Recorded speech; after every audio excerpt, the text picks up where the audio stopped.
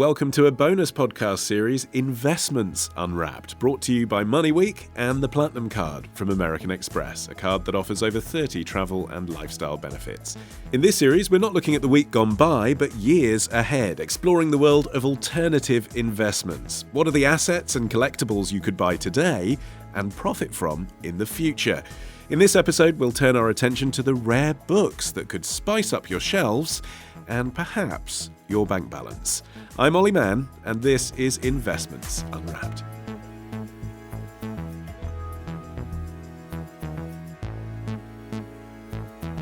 And joining me for every single episode of this spin-off series, the lucky thing, is Mr. John Stepek, Executive Editor of MoneyWeek. Hello, John.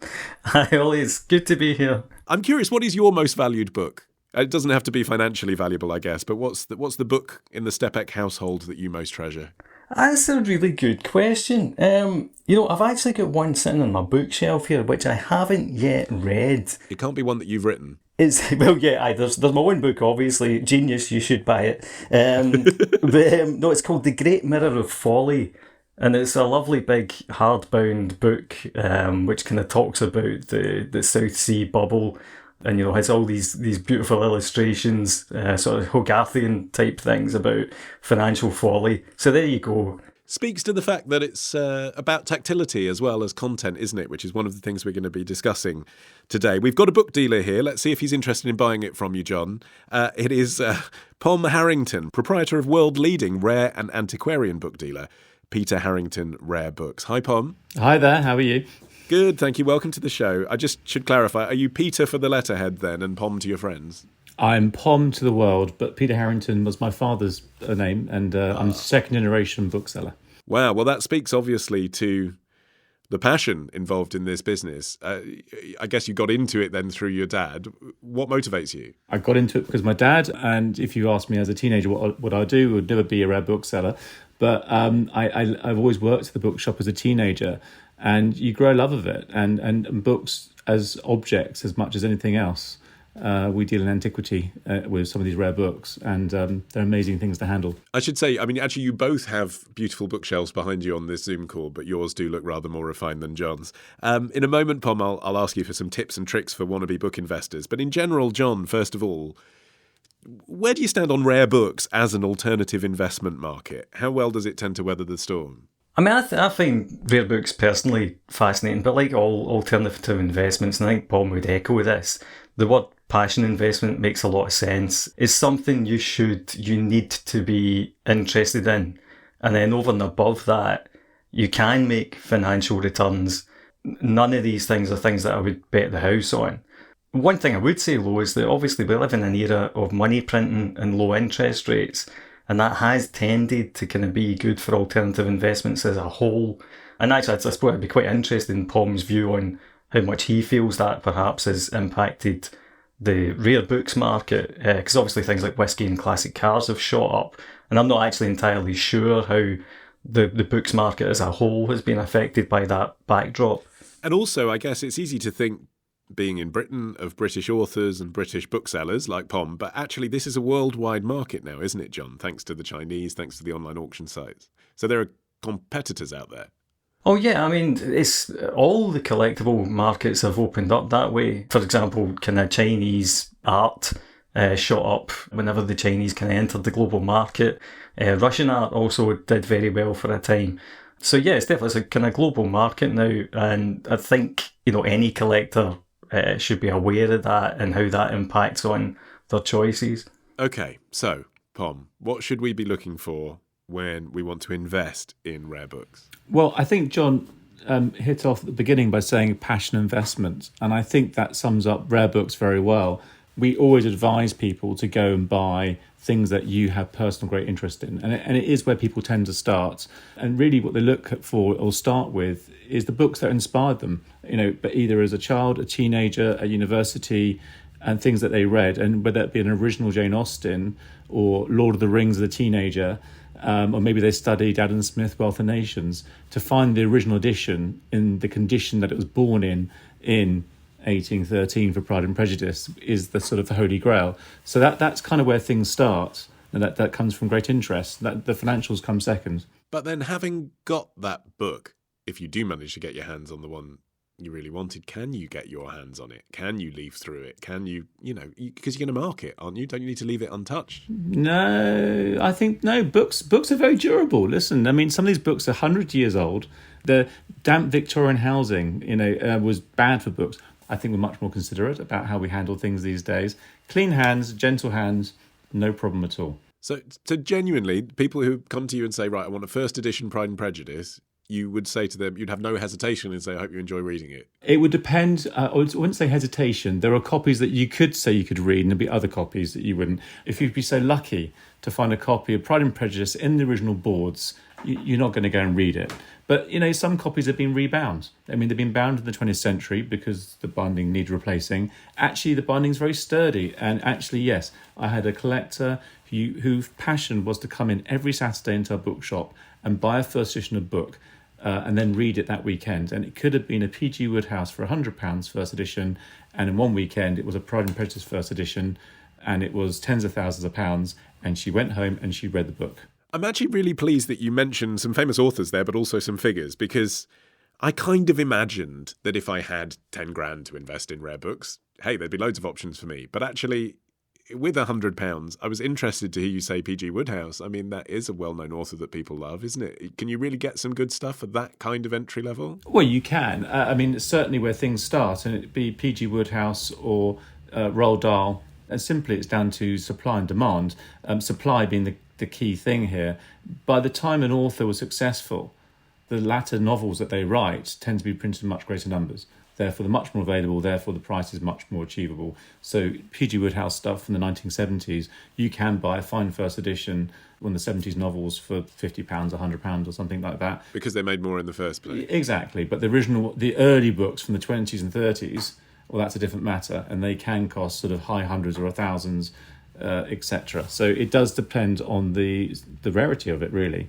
I suppose, John, as well, that speaks to how long you might have to wait for your investment to really gain in value, because this market is sometimes characterised as slow but steady. How does that compete long-term when there are alternative investing markets that can be so much more liquid and fast-paced? I'm thinking about cryptocurrencies, for example.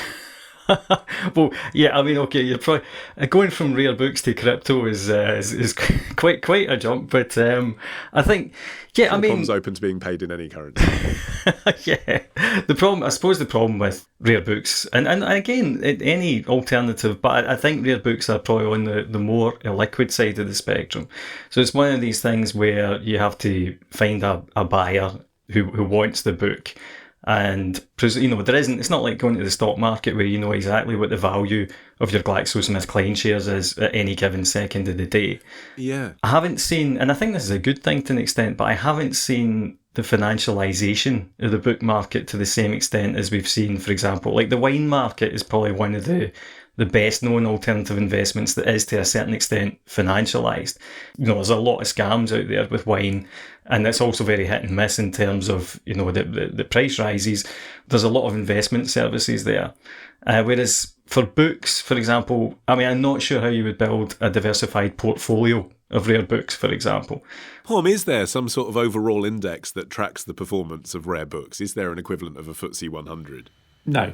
I mean, and the reason why is very simple. Books, despite the fact that there might be multiple copies of it, the differential in condition means that actually almost, especially the rarer books, everyone's almost unique. And, right. And then you do get inscriptions, and is the jacket price clipped? Is your Jane Austen in boards, in calf? Is it rebound? Does it have half titles? There's such variation, and people have tried it, and it simply doesn't work. It's too general.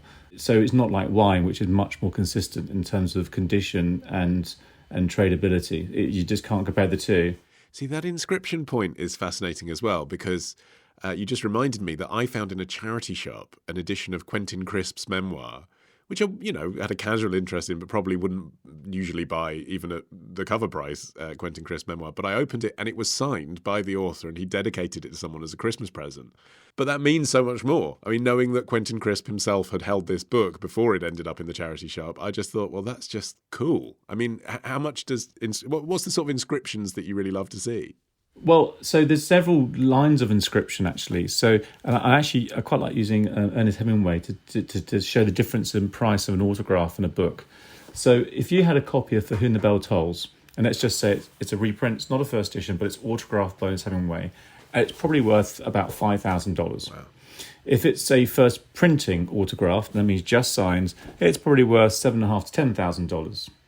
If it's inscribed to somebody, and that could be to Joe Bloggs, best regards, Ernest Hemingway, you have a bit more of the autograph, maybe a bit more confidence about the whole thing, then you're up to $15,000, $20,000 US.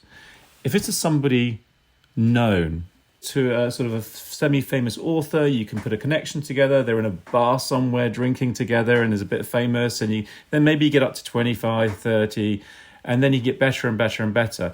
There are also 15 advance copies that were done, which he got just before the first edition came out, and he inscribed them to the closest friends, including his wife, Martha Gellhorn. That copy came up for sale, and it made $320,000. So you sound surprised by that figure, so that you get kept on your toes, do you, sometimes by these online auctions? Yeah, well, that was an online auction, but that actually was a normal auction about 15 years ago. But the point being, it's still an autograph, but it's the combination of what edition with that autograph and who it's to. And when you get all the factors, the best of, you get this exponential increase in value. Do people come and sell it, by the way? We're talking about investments, but actually, in reality, if someone really, really loves Lewis Carroll and they've got a leather-bound Lewis Carroll, aren't they just going to keep it on their shelf forever? And then it's when they die, isn't it? It's their inheritance that sell it. There's lots of reasons why people sell. There are moments when you need to sell for whatever reason. Sometimes books are gifts, and the gifts move on. People move house, downsize. There's lots of reasons why the market moves around and the thing keeps going. Fortunately for us dealers, anyway. Otherwise, we'd be in trouble. We need the movements. But there's lots of reasons why people sell. I suppose without those personal motivations, John, it might be hard to know, because of the absence of the market that we were describing, exactly when the right moment is to sell. Oh yeah, I don't think this is a market you can time. Most collectibles markets do tend to... There's the kind of macroeconomic backdrop of loose money and a general sense of bubbliness tends to underpin all of these markets to an extent. So short of saying, actually, there's too much enthusiasm in markets in general here. Like the Japanese bubble is a good example. Basically, in Japan, right up to the end of the 1980s, there were loads of Japanese businessmen paying insane amounts of money for art. And then that bubble burst, and an awful lot of the art they bought actually never ever really recovered its value. And I think there's probably something similar that goes on with the majority of collectibles markets.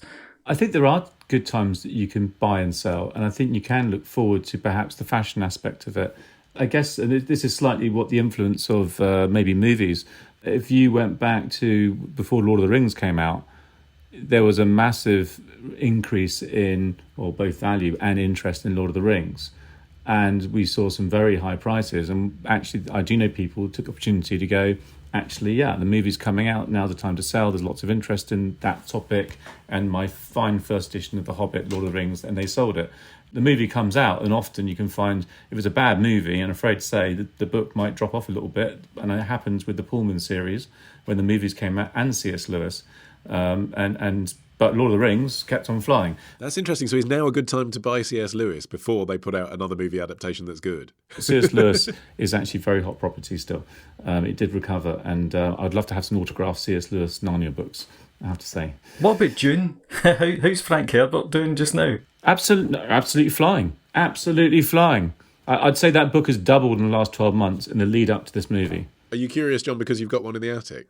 Sad. Well, actually, I think my dad does. I'm just curious because it's a great book, and I was kind of wondering how it had gone down. I mean, what do you actually do, Pom, if you do have one in the attic? Like, what's your first step if you think, actually, I don't want this anymore, I think it might have value? I mean, obviously, you're going to say take it into your shop. What else can you do? Well, one of my side jobs is I'm president of the Antiquarian Bookseller Association, which is our trade body. So you can certainly go to any sort of rare book dealer and they will give you an opinion. Obviously, there's auction houses and you can get an opinion that way. But the auction houses tend to be only interested in the very expensive items. So, I mean, and to be honest, most books that people find in the attic are likely to be books that are worth £100, £200 or £300. It is the most likely. You don't tend to find the Harry Potter first edition coming out of the attic. It has happened and does happen, but it is rare. You mentioned Roald Dahl a couple of times, and I know that is a passion of yours and you collect Roald Dahl. What's the thing that you really want in your collection? What's the thing you haven't yet managed to lay your fingers on? Actually, I've got a quirky one. So his very first book is called Gremlins, which was published in 1943 by Walt Disney. And people don't realise that Walt Disney actually gave Roald Dahl his first sort of proper author's job. It's about the RAF, isn't it? Exactly. But Roald Dahl was actually in America at the time. And I've got inscribed copies of the American edition, but I've never seen the English one inscribed because he wasn't here. And I guess that's the one I'm still searching for. Wow, so you're on the hunt for something that may not exist at all. I can't believe it doesn't exist, but I just haven't seen it. Okay, good to know. Finally, Pom, I'm going to ask this question of everyone in this series, which is their investment heaven and their investment hell. So be honest with us. Give us one investment that paid off really, really well for you and one that you will admit you got wrong. I would say, I'm sorry to be boring, I'm going to stick to my Roald Dahl. I've been buying it for 20 years and I bought it at the time because I thought it was really good value. And I think Roald Dahl is the most important 20th century children's author, late 20th century children's author. And only J.K. Rowling has sort of challenged that slightly. So I'm very happy with all those. Where have I got it horribly wrong?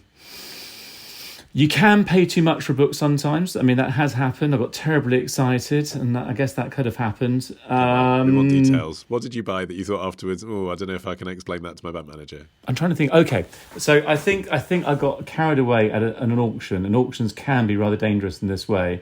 And it was back in 2000, and I think it's 2000, and there was the Christina Foyle sale, Foyle as in Foyle bookshop, and Christie's were running the sale, and the sale went crazy. I don't know what happened, but the stock market was flying. The sale went absolutely crazy, and I think I got fed up of not buying anything, lot after lot, and I just kept on going. I ended up buying a not very good Causeway binding. I still got it today, and I'll take the money back in it, of course, but I have to accept the fact I just paid too much money for it. I got caught in auction fever. That's the psychology of auctions, isn't it, John? That can happen in any sector, I guess. That's a really useful story to end on, actually, because that is the thing with auctions. It just grips you. On which we close this first chapter of Investments Unwrapped. Apologies. Save this episode to your phone, though. Who knows what it'll be worth in the future. Thanks to John and Pom for joining us. This series is brought to you by the Platinum Card from American Express and MoneyWeek. The Platinum Card from American Express allows you to save as you spend, earning you a membership rewards point for every £1 you spend on your card. Your points can be used to pay for almost any item on your card statement, such as a beautiful first edition of your favourite book. And they never expire, so you can save them up to spend when the time is right. What's more, the Platinum Card also offers over 30 travel and lifestyle benefits, including airport lounge access, worldwide travel insurance, as well as a 24/7 concierge service that can book you dinner out or an action-packed holiday away, where you can read and relax. To find out more about what the Platinum Card has to offer, just search Amex Platinum, annual fee £575, terms and conditions apply. If you prefer a card without any rewards, other features or a card membership fee, an alternative is available, the basic card. Next time on Investments Unwrapped, we'll be asking John how well he knows his Screaming Eagle from his Chateau Cheval. To have that discussion magically drop into your feed in a fortnight's time, all you need to do is follow The Week Unwrapped via your podcast app of choice, and of course you will also get our main show delivered to your phone each and every Friday. Until then, I've been Olly Mann. The producers were Sophie King and Lauren Armstrong-Carter at Rethink Audio. Bye-bye.